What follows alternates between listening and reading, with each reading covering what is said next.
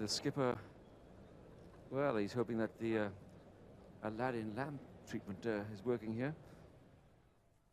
In 1994, another England captain was in trouble, Mike Atherton. Test match batting is a great deal to do with how patient you can be.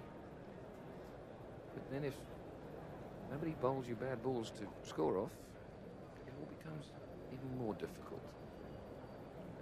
During the session between lunch and tea here at Lord's, there was a most unusual occurrence involving the England captain, Michael Atherton. BBC pictures showed various happenings, various things being done to the ball, and at the conclusion of the game, the match referee, Peter Burge, instituted an inquiry, and this is the statement he then read, and this involves Michael Atherton and the ball. The match referee has investigated under 4A of ICC procedures unfamiliar action taken by the England captain when handling the ball during the afternoon session. Consultation with the umpires and inspection of the ball confirmed that there was nothing untoward. I also confirmed that no official reports were lodged by any parties. I have accepted the explanation given, and I'll repeat that, I've accepted the explanation given, and no action will be taken. Signed, Peter Burge, match referee. The reason I repeated the fact that the explanation has been accepted is that everyone has declined to tell us exactly what was the explanation. Curiouser and curiouser.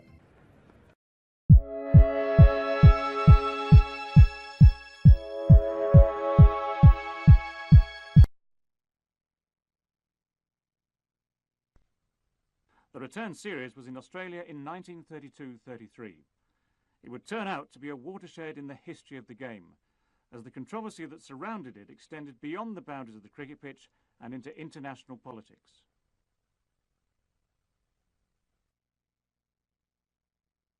Larwood is faster today than ever, and this In order to stop Bradman from scoring, he had decided to use a technique which had been prevalent in county cricket for some time, namely leg theory, or what the Australians termed bodyline. Bradman falls a victim when he has only scored 8.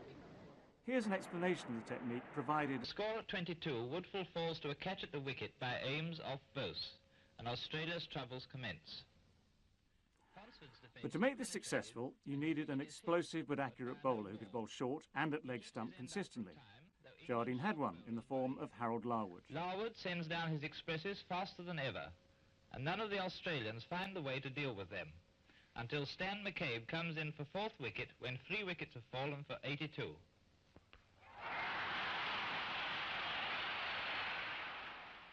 Bradman missed the first test through illness, and England won it.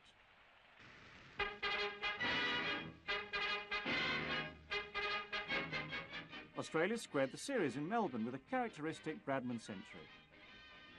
It was the 3rd test in Adelaide where things were really to come to a head.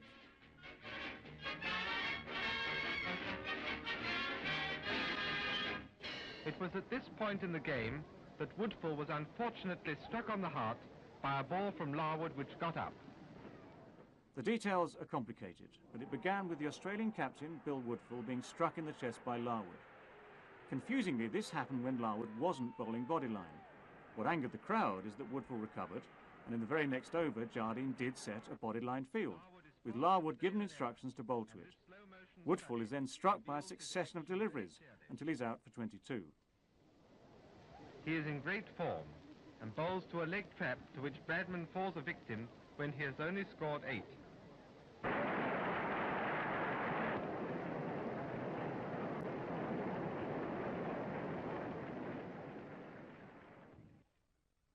Here is a good view of the field set for a leg trap. The umpire scrutinises every delivery of Larwood's for a no ball. Australia are not in a very happy position, and with Woodfull out, after pluckily continuing his innings, 4 wickets are down for 51. None of the Australians seem able to deal with the leg theory bowling, with the exception of Ponsford, who is pulling the game round for his side.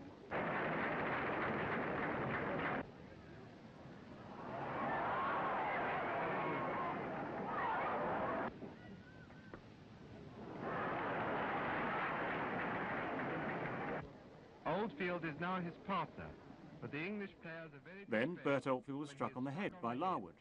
Once more, when not bowling bodyline, but the crowd went berserk, with some of the English players honestly fearing for their lives.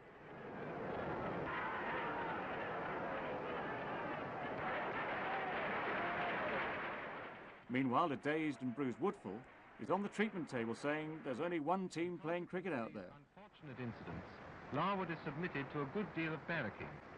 The Australian Board of Cricket Control cabled the MCC, accusing them of being unsportsmanlike.